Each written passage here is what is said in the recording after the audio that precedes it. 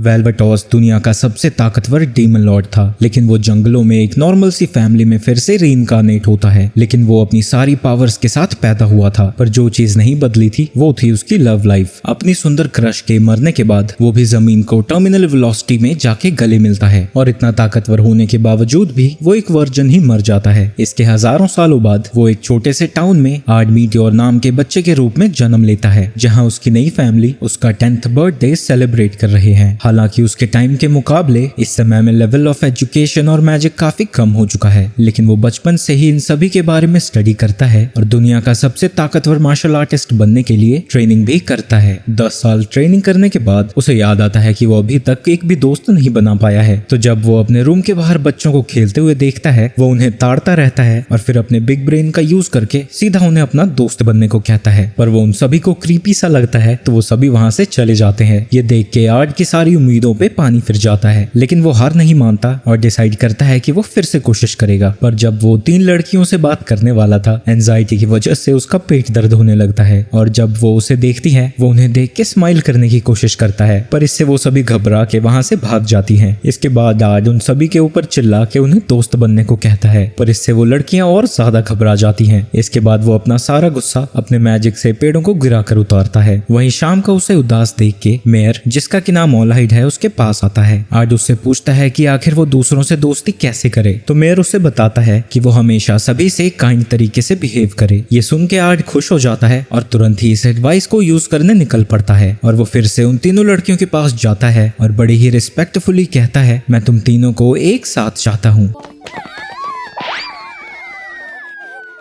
इसके बाद वो फॉरेस्ट में बैठ के खुद को शांत रखने की कोशिश कर रहा था, तभी उसे जंगल से किसी लड़की के चिल्लाने की आवाज आती है, और वो देखता है कि एक लड़की एक वुल्फ से लड़ रही थी। ये वुल्फ ज्यादातर पीसफुल होता है, तो आज सोच में पड़ जाता है कि कहीं इस लड़की ने ही तो उस पे हमला नहीं किया। वहीं घर पे मेयर उसके पेरेंट्स को बता रहे थे कि उनकी बेटी काफी परेशान है बुलिंग की वजह से। वहीं दूसरी तरफ उनकी सुपुत्री अपनी पावर का यूज करती है और एक ही हमले से उसे राख में बदल देती है। वहीं उस लड़की की नजर उस पे पड़ती है और उसे ऐसे छिछोरों की तरह उसे देखता हुआ देख के वो थोड़ा घबरा जाती है, और वो फिर से अपने बिग ब्रेन का यूज करता है कि वो बहुत स्ट्रांग है और सुंदर लग रही है। लेकिन ऑब्वियसली कोई भी लड़की सुन के उसे और डरेगी ही, लेकिन फिर वो अपने बच्चे खुचे दिमाग का यूज करके कहता है, तुझसे बदसूरत लड़की मैंने आज तक नहीं देखी, उसके सारे पैर तेरे उल्टे ही पड़ रहे थे। तो वो एक नॉर्मल ह्यूमन बीइंग की तरह उससे पूछता है कि क्या वो उसकी दोस्त बनना चाहेगी, पर वो चिल्लाती है कि वो उसके बारे में कुछ भी नहीं जानता, तो वो कैसे दोस्त बन सकते हैं, और वहां से भागते भागते सीधा अपने पिताश्री के पास पहुंचती है। वहीं पे आर्ट भी पहुंचता है और कहता है कि तुम्हारी एडवाइस उतनी ही काम की थी जितनी स्कूल की पढ़ाई जिंदगी में काम आती है। पर वहीं उस लड़की को भी देख के वो सरप्राइज हो जाता है। इसके बाद वो छिछोरों की तरह उसका पीछा करता रहता है उसका दोस्त बनने के लिए, पर जैसे ही वो उसको देखती थी वो भागना शुरू कर देती थी। रीना के बर्थडे पे आर्ड उसे फूलों का गुलदस्ता देता है, पर वो पूछती है कि तुम्हें मेरा बर्थडे कैसे पता। आर्ड कहता है कि मुझे तो ये भी पता है कि तुम्हारी पीठ पे कितने तिल हैं, मैं तुम पे नजर जो रख रहा हूँ। ये सुन के वो उसे जला देती है, लेकिन आर्ड इतनी जल्दी हार मानने वाला नहीं था। एक रात को रीना एक बड़े से बेर को अपने मैजिक से बिजली का झटका देती है। तभी वो देखती है कि आर्ड फिर से उसके ऊपर नजर रख रहा था, और वो कहता है कि वो उसे सेफली घर पहुंचाने आया है। लेकिन रीना फिर से उसे देख के भागने लगती है और आर्ड उसका पीछा करता ही रहता है, और वो उससे कहता है, क्या तारीफ करूं मैं उसकी जिसने तुम्हें बनाया, पर वो उसकी पूरी बात सुनने से पहले ही चली जाती है।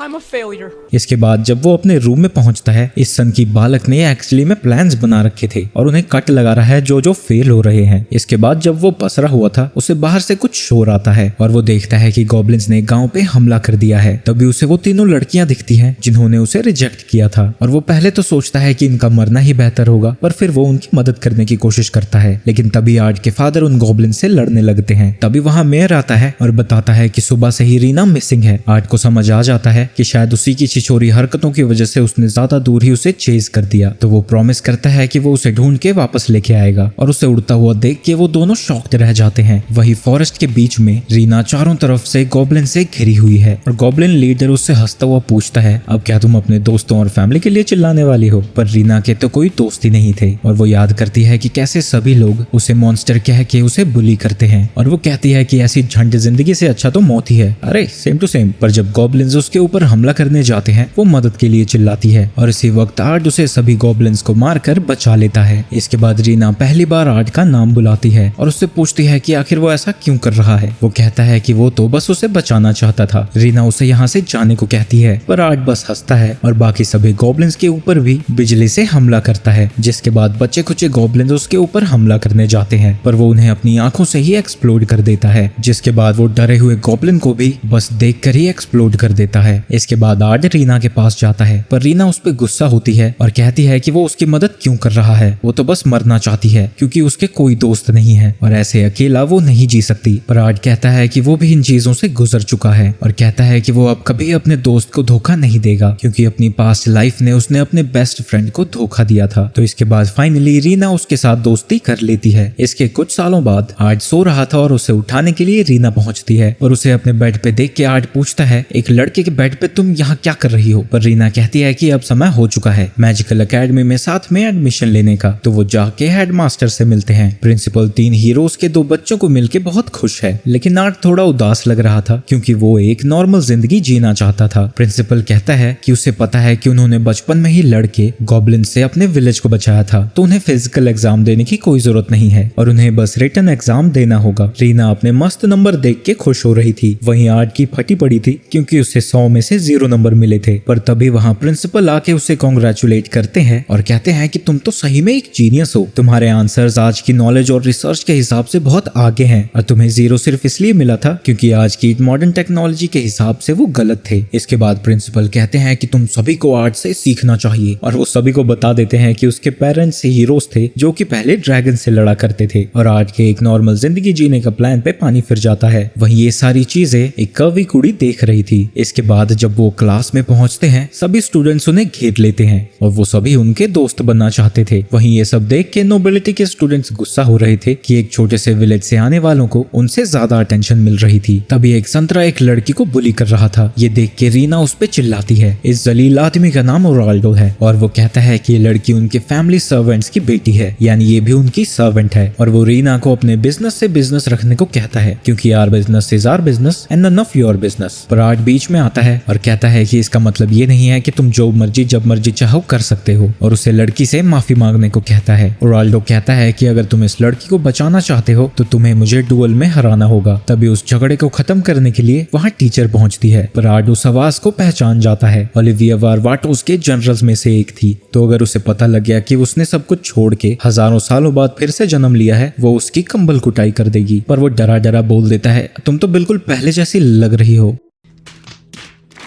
ये सुन के ओलिविया उससे पूछती है मैंने तुम्हें पहले कहाँ देखा है और वो उस पे थोड़ा इंटरेस्ट लेने लगती है और वो आर्ट की पावर देखना चाहती है और इसीलिए वो इस डुअल को अलाउ कर देती है। जिसके बाद उनके मैच के लिए सभी ग्राउंड में पहुंचे थे। वहीं आर्ट सोच रहा था कि वो इस मैच को बिना ओलिविया की नजर में आए हुए कैसे जीत सकता है। एल्ड्राडो थोड़ी अपनी बड़ाई करता है जिसके बाद वो अपने मैजिक से उसके ऊपर हमला करता है, लेकिन आर्ट को कुछ भी नहीं होता और उसने एक मैजिकल वॉल खड़ी कर ली थी उससे बचने के लिए। इसके बाद एल्ड्राडो फिर से उसके ऊपर हमला करता है लेकिन इससे भी उसे कुछ भी नहीं होता।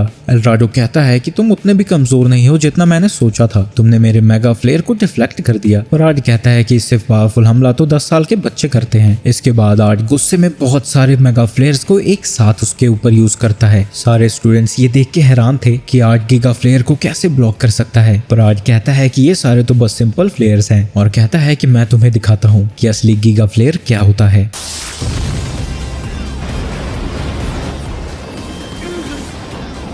एल्ड्राडो बड़ी ही मुश्किल से खुद को बचा पा रहा था और वो अपनी हार मान लेता है। ये सब देख के ओलिविया इंप्रेस हो रही थी। आर्ट एक ही चुटकी बजाता है और सारी फ्लेयर्स को गायब कर देता है। एल्ड्राडो को समझ नहीं आ रहा था कि वो अभी तक सही सलामत कैसे है। तभी उसके पास आर्ट आता है और कहता है कि ये होता है असली गीगा फ्लेयर, अब दोबारा से वही गलती मत करना। तभी ओलिविया सभी को बताती है कि उसने बस गीगा फ्लेयर ही यूज नहीं किया था बल्कि उसे यूज करने से पहले एल्ड्राडो के चारों तरफ मेगा वॉल भी क्रिएट कर दी थी। ये सुन के सभी हैरान हो जाते हैं। वहीं ओलिविया उससे पूछती है कि उसने डबल कास्ट कैसे यूज किया, क्योंकि इस समय में कोई भी इंसान 2 स्पेल को एक साथ यूज नहीं कर सकता। इसके बाद ओलिविया सभी स्टूडेंट्स को 3 लोगों की टीम बनाने को कहती है। ये सुन के सभी आर्ड और रीना के पीछे पड़ जाते हैं, पर उस लड़की को अकेला देख के वो दोनों उसी को अपनी टीम में ले लेते हैं और यहाँ वो खुद को जेनी के नाम से इंट्रोड्यूस करती है। इसके बाद ओलिविया सभी को बताती है कि उनका मिशन एक ब्लैक वुल्फ को हंट करना है और आर्ड से कहती है कि ये तो तुम्हारे लिए बहुत आसान होगा। तभी उनके सामने बहुत सारे वुल्व्स आ जाते हैं, पर आर्ड के एक ही हमले से वो सब के सब खत्म हो जाते हैं। ये देख के जेनी को बुरा लगता है क्योंकि वो बिल्कुल यूजलेस फील कर रही थी। ये सुन के आर्ड कहता है कि वो उसे मैजिक सिखा सकता है, जिसके बाद वो उसे मैजिक के बेसिक सिखाता है और साथ ही डेमोन्स्ट्रेट भी करता है। लेकिन इतने सालों तक बुली होने की वजह से उसका कॉन्फिडेंस बिल्कुल ही खत्म हो चुका है और वो और ज्यादा उदास हो जाती है। तभी उनकी तरफ एक वुल्फ आ रहा था। आर्ड अपनी उंगलियां घुमाता है और मैजिकल सर्कल से उस वुल्फ के ऊपर हमला कर देता है। आर्डी उन दोनों को इस बात को सीक्रेट रखने को कहता है क्योंकि इस मैजिक को उसने ही बनाया था। ये सुन के उन दोनों के होश उड़ जाते हैं। इसके बाद वो उन दोनों को अपने स्पिरिट सर्कल मैजिक को सिखाने लगता है। इसका यूज करना जेनी सीख जाती है और वो उसका यूज करके एक वुल्फ को बड़ी आसानी से ढेर कर देती है। ये देख के वो खुशी के मारे आर्ड को हक करती है। इसके बाद जब वो सभी कोपचे में जा रहे थे तभी वो एक ट्रैप में गिर जाते हैं और वो सीधा डंजन के बॉटम में पहुंच जाते हैं, जहाँ की डंजन का बॉस एक मीनाटोर उन पे हमला करता है। पर वहाँ आर्ड आराम से कहता है कि अब वो उन्हें स्क्रिप्ट मैजिक के बारे में आखिरी लेसन देगा। वो मीनाटोर के हमले को रोक के उसे पंच करता है ताकि वो उनके बीच में थोड़ा डिस्टेंस बना सके। इसके बाद वो अपनी उंगलियां घुमा के काफी सारे मैजिक सर्कल्स बना देता है और क्योंकि ये माना इन्वायरमेंट से यूज करता है, तुम लोग जितने मर्जी स्क्रिप्ट मैजिक का यूज कर सकते हो। जिसके बाद वो मैजिक सर्कल्स एक ही साथ उस मिनाटोर पे हमला कर देते हैं। जिसके बाद आज जेनी से आखिरी हमला करने को कहता है। बुलिंग की यादें फिर से उसके दिमाग में चलने लगती है, लेकिन अब वो डर के नहीं भागना चाहती है। जिसके बाद वो भी काफी सारे मैजिक सर्कल्स बनाती है और मिनाटोर को मार देती है। अपनी जीत को सेलिब्रेट करने के बाद वो मिनाटोर के सींगों को ओलिविया के सामने रखते हैं, पर अल्राडो वहां आके कहता है कि जेनी तो एकदम नल्ली है, वो तो बस अपने टीममेट्स की ताकत का फायदा उठा रही है। जिसके बाद वो उनके टीममेट्स की भी बेइज्जती करने लगता है। ये सब सुन के वो उसके खींच के चांटा मारती है और कहती है कि वो दोबारा उसके दोस्तों की बेइज्जती ना करे।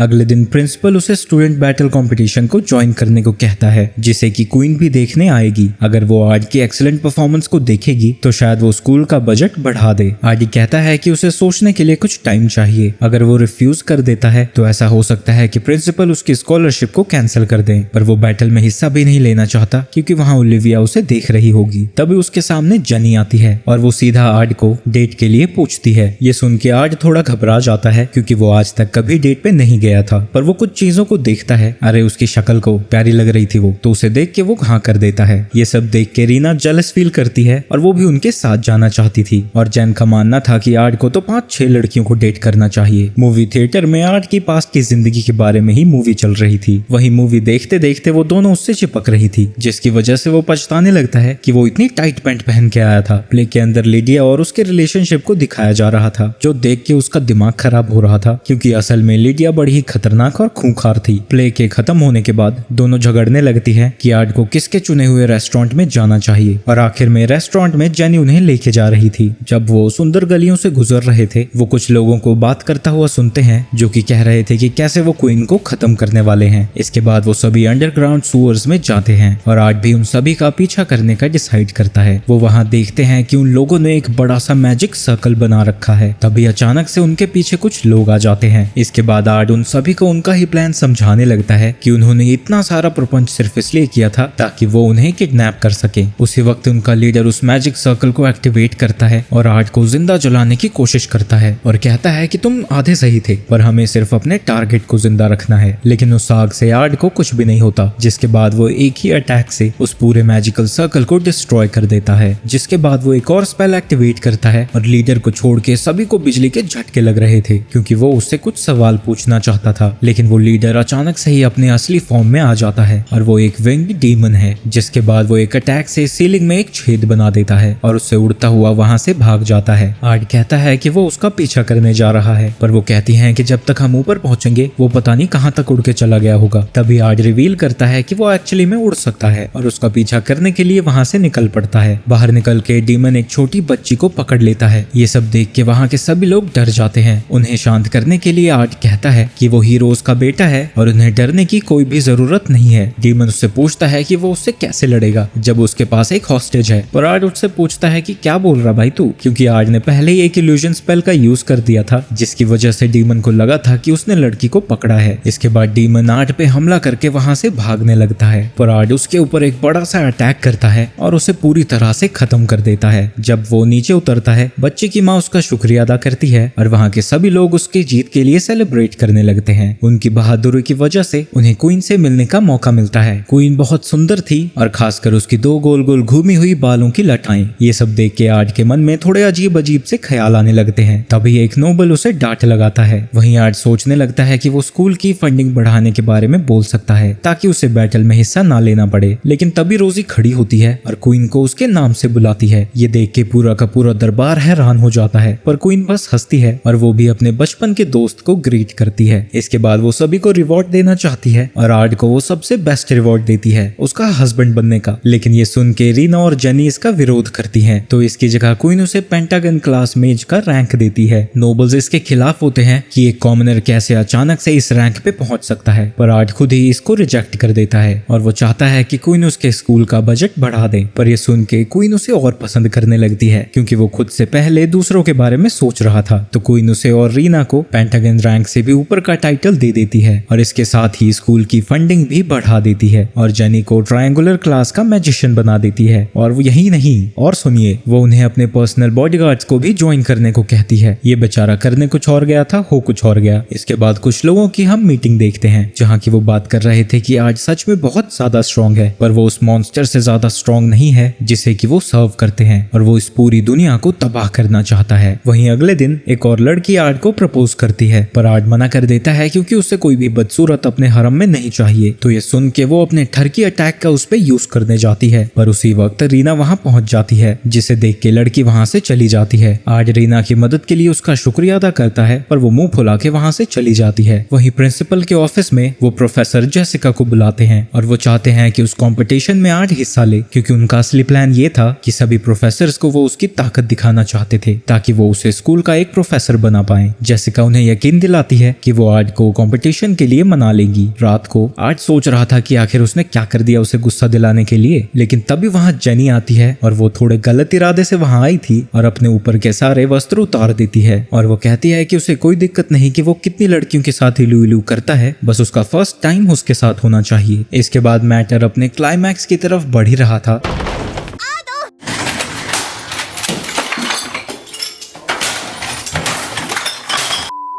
और उन्हें इस आपत्तिजनक अवस्था में देख के वो चिल्लाने लगती है और उसके ऊपर रूम में रखी सारी चीजें फेंकने लगती है। लेकिन तभी जेनी उसे रोकती है और कहती है कि इतनी रात को तुम इसके रूम में क्या कर रही हो। रीना कहती है कि वो तो बस उससे माफी मांगने आई थी और उसने ऐसे कपड़े इसलिए पहने हैं क्योंकि आज की मॉम ने उसे बताया था कि उसे बस सेक्सी कपड़े पहनने हैं अगर वो लड़कों से माफी चाहती है तो। जिसके बाद वो जेनी को ब्लेम करती है क्योंकि जब से उसने आर्ट से फ्लर्टिंग शुरू की है स्कूल की सारी लड़कियां उसके पीछे ही पड़ चुकी हैं। जिसके बाद वो दोनों बहस करने लगती है, लेकिन तभी आर्ट गुस्सा होता है और उन दोनों को ही अपने घुटनों पे आने को कहता है और इसके बाद वो दोनों को गुस्सा होकर कहता है कि वो एक दूसरे से माफी मांगे। लेकिन इससे पहले कि उनका माफीनामा कंप्लीट होता, प्रोफेसर जेसिका वहां पहुंच जाती है। उसने उन दोनों के झगड़े की बातें सुन ली थी और कहती है कि वो दोनों कंपटीशन में हिस्सा ले सकती हैं और जो भी जीतेगा वो आर्ट के लिए बेटर चॉइस होगी और अगर पूरा कंपटीशन उनमें से कोई जीतता है तो इससे आर्ट की रेपुटेशन भी बढ़ जाएगी, जिससे प्रिंसिपल को आसानी होगी उसे प्रोफेसर बनाने में। दोनों लड़कियां थोड़ा हिचकिचा रही थी तो प्रोफेसर कहती है कि अगर वो इंस्ट्रक्टर बन जाता है तो उसे मस्त मस्त इंस्ट्रक्टर वाले कपड़े मिलेंगे और वो सुनते ही वो दोनों लड़कियां अग्री कर जाती हैं। टूर्नामेंट में मेयर और आर्ट के पेरेंट्स को जज बनाया गया था, पर आर्ट का माथा इसलिए घुमा पड़ा था क्योंकि ओलिविया उसके बगल में ही बैठी थी। जब रीना की बारी आती है, आर्ट मन्नतें मांगने लगता है कि ये हार जाए, कम से कम मुझे प्रोफेसर नहीं बनना पड़ेगा। मैच शुरू होते ही उसकी अपोनेंट उस पे हमला करती है जिसे वो किसी तरह डॉज कर लेती है। तभी उसकी नजर आर्ट पे पड़ती है जो कि उसकी जीत के लिए प्रार्थना कर रहा था, तो उसका कॉन्फिडेंस वापस आ जाता है और वो उसके सिखाए हुए स्क्रिप्ट मैजिक का यूज करके अपने अपोनेंट को घेर लेती है और उसके ऊपर हमला करके उस लड़की को हरा देती है। जब रीना वापस जा रही थी, सामने से जेनी आती है और वो दोनों प्रॉमिस करते हैं कि वो दोनों एक दूसरे से फाइनल्स में मिलेंगे। इसके बाद टूर्नामेंट चलता रहता है और वो दोनों अपने सारे अपोनेंट्स को डिफीट करते चले जाते हैं और बड़ी ही जल्दी वो दोनों फाइनल तक पहुंच जाते हैं, आरसीबी नहीं पर मेयर वहां बैठ के बस ये सोच रहा था कि उसकी बेटी को कैसी चीजों से गुजरना पड़ता था और सेलिब्रेट नहीं कर रहा था। इसके बाद रीना और जेनी का मैच शुरू होने वाला था, लेकिन तभी आर्ट को कुछ गड़बड़ महसूस होती है और जैसे ही मैच शुरू होता है एक आदमी खड़ा होता है और धीरे धीरे एक डीमन में ट्रांसफॉर्म होने लगता है। उसी वक्त वहाँ काफी सारे वैसे ही डीमंस अपीयर हो जाते हैं और वो सभी डीमंस मिलके उस पूरी जगह पे तबाही मचाने लगते हैं। तभी जेसिका वहाँ ओलिविया और आर्ट को बताती है कि डीमंस ने पूरी सिटी पे हमला कर दिया है और उन सभी को अलग अलग जगह पे जाके उन्हें रोकना होगा। तो वो सभी अलग अलग जगह पे चले जाते हैं। वहीं एक डीमन जब जेनी पे हमला करता है वो उसके हमले की वजह से नीचे गिर जाती है और तभी उसे रीना बचा लेती है। पर जैसे ही रीना उसकी मदद कर रही थी उनके पास में ही एक जोरदार धमाका होता है और उनके सामने ही एक बड़ा सा गोलम बनने लगता है। वो दोनों अपनी पूरी ताकत से उस गोलम पे हमला कर रहे थे, लेकिन उस पे कोई भी असर नहीं होता। पर इससे पहले कि वो उनके ऊपर हमला करता, ऑल हाइड उन्हें बचाने आ जाता है। वो अपनी ताकत से उस गोलम को उठा के पटक देता है और धीरे धीरे अपनी ताकत को बढ़ाता जाता है, जिससे उस गोलम के पूरे शरीर पे क्रैक्स आने लगते हैं और आखिर में जाके वो पूरी तरह से टूट जाता है। लेकिन तभी वहाँ जेसिका आती है और मेयर की छाती में अपना हाथ घुसा देती है। उन्हें समझ नहीं आ रहा था कि आखिर जेसिका ऐसा क्यों कर रही है, पर वो बताती है कि उसका असली नाम एल्जर है और वो ड्रैगन्स का किंग है। और वो बताती है कि उसने इतनी सारी चाल इसलिए चली थी क्योंकि वो रीना को कैप्चर करना चाहती थी। जेनी अपने पूरी ताकत से उसके ऊपर हमला कर रही थी ताकि रीना वहां से भाग सके, लेकिन जेसिका के एक ही हमले से वो दूर जाकर गिरती है। पर जैसे ही वो जेनी को मारने वाली थी, रीना उसे रोकने की कोशिश करती है, लेकिन जेसिका उससे कहीं ज्यादा ताकतवर थी तो वो उसके साथ जाने के लिए मान जाती है, जिसके बाद जेसिका उसे वहां से लेकर चली जाती है। इसके कुछ देर बाद आर्ट मेयर को हील करता है और जैसे ही उसे होश आता है वो बताता है कि रीना को किंग ऑफ ड्रैगन्स ने किडनैप कर लिया है और ये वही ड्रैगन है जिसने हजारों साल पहले लगभग सारी दुनिया को खत्म कर दिया था। आर्ट कहता है कि वो रीना को बचा के वापस लाएगा, तो मेयर उसे नेशन की सबसे खुफिया जगह पे लेके जाता है जो कि थी रॉयल ट्रेजरी। जब आर्ट वहां से चला जाता है उसके पिताश्री मेयर से पूछते हैं कि क्या उसे डर लग रहा है कि आर्ट को उसकी बेटी की सच्चाई का पता लग सकता है। पर ऑल हाइड कहता है कि रीना बचपन से ही खुद को कमरे में बंद करके रखती थी ताकि वो अपने सीक्रेट को छुपा पाए, लेकिन जब से वो आर्ट से मिली उसका बिहेवियर बदल गया और उन्हें नहीं पता है कि जब आर्ट को सच्चाई का पता लगेगा उसका रिएक्शन कैसा होगा। इसी दौरान रीना उस समय को याद करती है जब आर्ट ने उससे प्रॉमिस किया था कि वो कभी उसे छोड़कर नहीं जाएगा, लेकिन तभी अचानक से वो गायब हो जाता है। तभी उसे होश आता है और वो देखती है कि उसे एक जगह पे बांध करके रखा गया था। जेसिका उसे बताती है कि वो उसके फैमिली में दौड़ रहे खून को पाना चाहती है। इसके बाद वो उसे ऑर्फन ऑफ केओस को दिखाती है और बताती है कि वो उसके ब्लड का यूज करके एक इविल गॉड को वापस से जिंदा करेगी, जिसे कि हजारों साल पहले डीमन लॉर्ड यानी कि आर्ट ने मार गिराया था, ताकि वो फाइनली अपने सपने को पूरा कर पाए जो कि इस दुनिया को तबाह करने का है, जिसे वो अपनी पूरी जिंदगी से नफरत ही करती आ रही है। रीना कहती है कि आर्ट उसे जरूर रोकेगा, पर जेसिका हंसती है और कहती है कि वो तो बस एक ह्यूमन है और अगर उसे रीना की सच्चाई का पता लग गया तो वो उससे भी नफरत ही करेगा। इसके बाद जेसिका रिचुअल को शुरू कर देती है और उस बैरियर को वहां से हटा देती है और वो मॉन्स्टर रीना को खाने ही वाला था। वहीं दूसरी तरफ आर्ट ने आने वाली लड़ाई के लिए आर्मर और वेपन्स उठा लिए थे। तभी वहां जेनी आती है, पर आर्ट कहता है कि वो उसकी सेफ्टी के लिए उसे साथ में नहीं लेके जा सकता और वो उसे बचा के डिनर के टाइम तक वापस ले आएगा और वो बस अच्छा सा खाना बना के रखे। जिसके बाद आर्ट वहां से चला जाता है। इसी दौरान वो मॉन्स्टर रीना को खाने वाला था, पर खाने से पहले उसके टेंटिकल्स क्यों बाहर आ रहे हैं मुझे नहीं पता। जिसके बाद उसके मुंह से भी एक टेंटिकल बाहर आता है, लेकिन इससे पहले कि वो रीना को छू पाता अचानक से ही वो जल भून कर राख हो जाता है और जब वो आसमान में देखते हैं उन्हें आर्ट दिखता है जो कि आसमान में उड़ रहा था। इसके बाद वो 9 मैजिकल सर्कल्स को कास्ट करता है और सभी के ऊपर एक साथ अटैक करने लगता है। उससे बचने के लिए जेसिका आसमान में पहुंच जाती है और आर्ट रीना को फ्री करने जाता है। वो खुशी से आर्ट को गले लगा के रोने लगती है। वहीं जेसिका खुश हो रही थी कि फाइनली वो अपनी पूरी ताकत को दिखा पाएगी। आर्ट रीना से प्रॉमिस करता है कि वो उसे जरूर हराएगा। तभी जेसिका कहती है कि तुम मॉन्स्टर को इतना पसंद क्यों कर रहे हो और बताती है कि उसका असली सरनेम लेवल है और वही इस किंगडम की असली रॉयल्टी है और उसकी रगों में इविल गॉड्स का खून दौड़ रहा है। पर आर्ट कहता है कि उसे इन सब चीजों से कोई फर्क नहीं पड़ता। वो किसी भी ह्यूमन से बहुत ही ज्यादा काइंड और बहादुर है और इससे ज्यादा उसे किसी चीज से मतलब नहीं है। तभी जेसिका उसके ऊपर अपनी लाइटनिंग से हमला करती है, पर आर्ट अपने स्पेयर से उसे ब्लॉक कर देता है। इसके बाद वो आर्ट पे हमला करती जाती है और जब वो नीचे उतरती है आर्ट उसके ऊपर जमीन के नीचे से हमला करता है। इसके बाद वो उसके ऊपर अपनी स्पेयर से हमला करता है और वो आसमान में उड़ती हुई जाती है। लेकिन अभी ये लड़ाई खत्म नहीं हुई थी।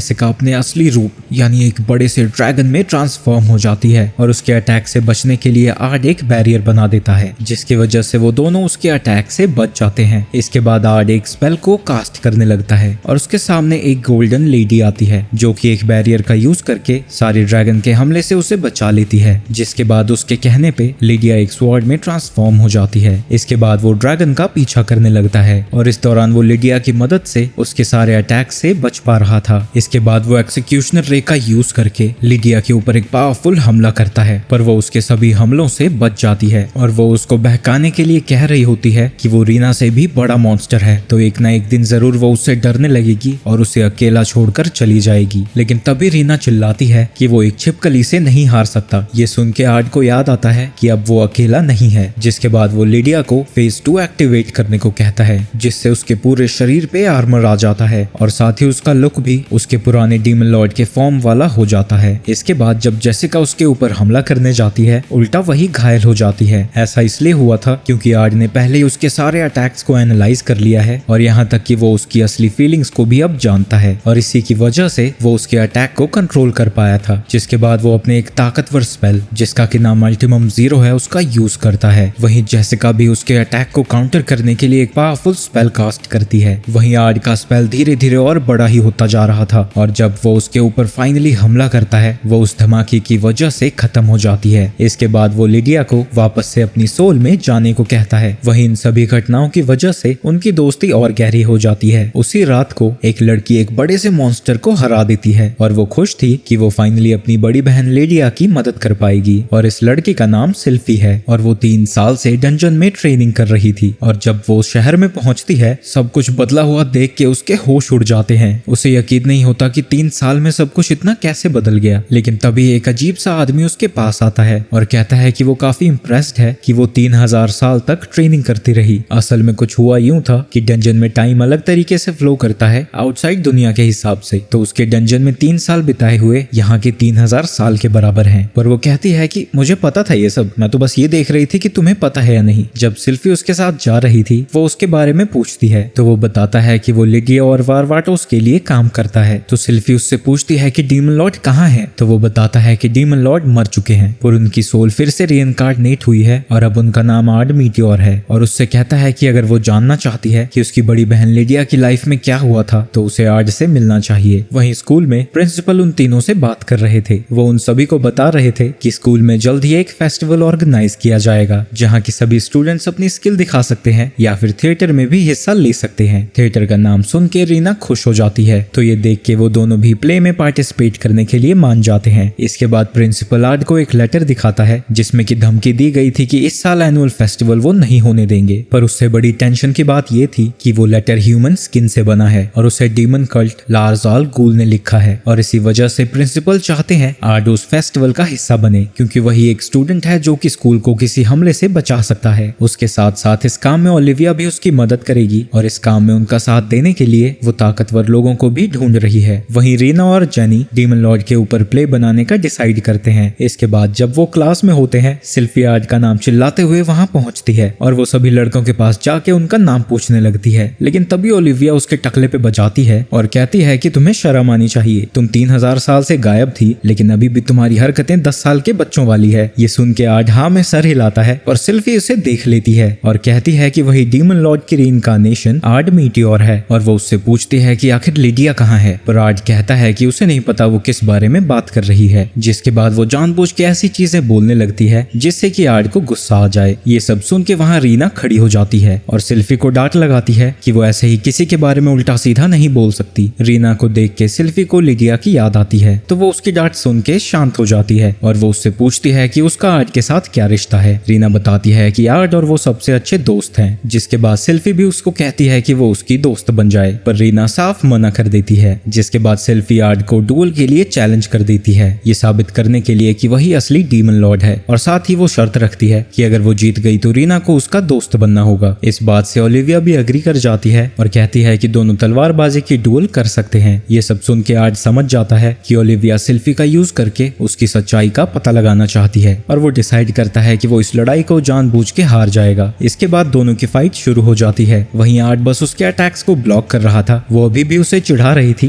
कि वो बिल्कुल लड़कियों की तरह लड़ता है, पर इसके बाद भी वो किसी तरह अपने इमोशंस पे काबू रखता है और बस उसके अटैक्स को ब्लॉक कर रहा था। लेकिन उसके बार बार चिढ़ाने की वजह से उसे गुस्सा आ जाता है और वो डिसाइड करता है कि वो उसके ऊपर एक हमला करके हार जाएगा। पर जैसे ही उसे मौका मिलता है और वो उसके ऊपर हमला करने जाता है, वो इसी चीज का इंतजार कर रही थी और सीधा उसके चेहरे के ऊपर हमला करने जाती है, पर वो एक ही हमले से उसे हरा देता है। जिसके बाद ओलिविया आर्ट को विनर डिक्लेयर कर देती है और ये गधा ईगो के चक्कर में हारने की बजाय जीत गया। लेकिन सिल्फी प्रूफ करना चाहती थी कि वो उससे ज्यादा स्ट्रॉन्ग है, तो वो उसके ऊपर अपने सबसे ज्यादा खतरनाक हमले का यूज करने जाती है और अपनी स्वॉर्ड से उसके ऊपर हमला करती है। पर वो एक बैरियर बना के उसके हमले से बच जाता है, पर वो उसे बैरियर के अंदर से ही घूर रहा था। जिसके बाद वो फिर से उसके ऊपर हमला करने जाती है, पर ओलिविया उसे ये सब बंद करने को कहती है और उसे डांट लगाती है कि इतने सालों बाद भी उसकी हरकतें अभी भी बच्चों जैसी है। वो बिना सोचे समझे उस स्वॉर्ड का यूज कर रही है, जिसके हर हमले से पॉइजनस गैस रिलीज होती है, जिसकी वजह से वहाँ के सभी स्टूडेंट्स की हालत बुरी हो रही थी। पर सिल्फी अभी भी अपनी गलती नहीं मान रही थी। तभी रीना आके उसके डांट लगाती है कि उसे माफी मांगनी चाहिए और उसे अपनी ताकत का इस्तेमाल दूसरों को नुकसान पहुंचाने के लिए नहीं करना चाहिए। जिस तरह से रीना उसे डांट लगा रही थी, सिल्फी को लिडिया की याद आ जाती है और वो रोते हुए माफी मांगने लगती है। और जब रीना उसके सर पे हाथ रखती है, आर्ट भी रियलाइज करता है कि रीना बिल्कुल लिडिया जैसी है। इसके बाद वो सभी प्ले के बारे में डिस्कस कर रहे थे। डिसाइड ये होता है कि आर्ट डीमन लॉर्ड वारवाटोस का रोल प्ले करेगा। जिसके बाद वो ये पूछता है कि लिडिया का रोल कौन प्ले करेगा। लिडिया का रोल रीना प्ले करेगी और क्योंकि इविल गॉड्स का रोल कोई प्ले नहीं करना चाहता था, तो वो सिल्फी प्ले करेगी। प्ले का मैटर खत्म होने के बाद उन सभी को ये डिसाइड करना था कि वो बूथ में क्या करेंगे। जेनी सजेस्ट करती है कि उन्हें मेड कैफे खोलना चाहिए, जिससे कि उसे लगता है उन्हें अच्छा खासा प्रॉफिट हो जाएगा। और उसने लड़कियों के लिए मेड की ड्रेस भी डिजाइन कर दी थी, जिसके लिए लड़कियां बिल्कुल भी राजी नहीं थी, पर लड़के बड़े एक्साइटेड हो रहे थे। इसके बाद जेनी सभी को बताती है कि मेड कैफे में वो सभी आर्ट को भी सर्व कर पाएंगी। ये सुनने के बाद उन दोनों ग्रुप का रिएक्शन पहले से उल्टा हो जाता है। वहीं ये सारी चीजें वो मास्क वाला बंदा एक ऑर्ब में देख रहा था और वो आर्ट के किसी डार्क सीक्रेट के बारे में बात करता है, जो कि जल्द ही सिल्फी को पता लगने वाला था। इसके बाद स्कूल का फेस्टिवल शुरू हो जाता है, जहाँ की आर्ट और रीना जगह की निगरानी रख रहे थे और साथ ही अलग अलग स्टॉल्स की चीजों को देख रहे थे। तभी वहाँ एक धमाका होता है, पर जब वो वहाँ पहुँचते हैं, वो देखते हैं कि सिल्फी बस एक फूड वेंडर से भिड़ रही है। वो उस पे शक कर रही थी कि वो एक डीमन है, लेकिन तभी वहाँ ओलिविया आती है और उसे बताती है कि वो कोई डीमन नहीं है, वो उसे काफी समय से अच्छे से जानती है। और वो सिल्फी से कहती है कि वो पेट्रोलिंग ना करे, तो रीना उन्हें अपने बूथ में मदद करने को कहती है। इसके बाद रीना अकेडमी के बीचों बीच एक बड़े से ट्री को देख रही थी। उसे हमेशा से ही उस ट्री से थोड़ी अजीब सी फीलिंग आती है। आर्ट कहता है कि लेजेंड्स की माने तो कहा जाता है कि उनके कंट्री का थर्ड किंग, जिसे कि द ग्रेट स्वॉर्ड किंग के नाम से भी जाना जाता है, उसने उस जगह पे कुछ स्पेशल सील कर रखा है। तभी वहाँ ओलिविया आती है और उन दोनों को बताती है कि इस फेस्टिवल का मेन अट्रैक्शन स्वॉर्ड किंग के नाम पे किया गया टूर्नामेंट है, जिसमें कि वो पार्टिसिपेट कर रही है। जिसके बाद वो बताती है कि उसने आर्ट का भी नाम उसमें डाल दिया है। ये सुन के आर्ट कहता है कि वो पहले ही तो प्ले में हिस्सा ले रहा है और मेरी ताकत लोगों की मदद करने के लिए है, दिखावे के लिए नहीं। ये सुन के ओलिविया गुस्सा होती है और कहती है कि यहाँ की प्रोफेसर मैं हूँ, यहाँ मेरी चलेगी, तुम्हारी नहीं। अगर तुमने कंपटीशन में हिस्सा नहीं लिया तो मैं कई तरीके से तुम्हारी जिंदगी यहाँ झंड बना सकती हूँ। इसके बाद आज जेनी के मेड कैफे में जाने वाला था, लेकिन उसी वक्त वहाँ दीवार तोड़ के सिल्फी बाहर आती है, क्योंकि इस छिछोड़े लड़के ने उसकी बम को टच किया था। आज उस लड़के को पैरालाइज कर देता है और अपने मैजिक से दीवार को ठीक करने के बाद सिल्फी को स्कूल का नुकसान करने के लिए डांट लगाता है। इसके बाद जब वो कैफे के अंदर जाता है, सारी लड़कियां लाइन से उसकी खातिरदारी करने के लिए खड़ी थी, लेकिन तभी रीना आके उन सभी को डांट लगाती है। लेकिन जेनी उसे रोकती है और कहती है कि वो तो बस कस्टमर को सर्व कर रही है। तो रीना खुद मेड के कपड़े पहन के आती है और सभी को दूर रहने को कहती है, क्योंकि अब वो आर्ट को सर्व करेगी। इसकी वजह से वहाँ एक और बहस छिड़ने वाली थी, लेकिन तभी स्पीकर पे अनाउंस किया जाता है कि स्वॉर्ड किंग कंपटीशन कल से शुरू होगा और इस साल का ग्रैंड प्राइज होली स्वॉर्ड की फर्स्ट कॉपी होगी। ये सुन के सिल्फी भी कंपटीशन में हिस्सा लेना चाहती है, क्योंकि वो होली स्वॉर्ड लिडिया की थी। वहीं रीना भी कंपटीशन में हिस्सा लेना चाहती है। जिसके बाद जेनी भी कहती है कि वो भी कंपटीशन में हिस्सा लेना चाहती है, ताकि वो आर्ट की तलवार को हैंडल करना सीख जाए।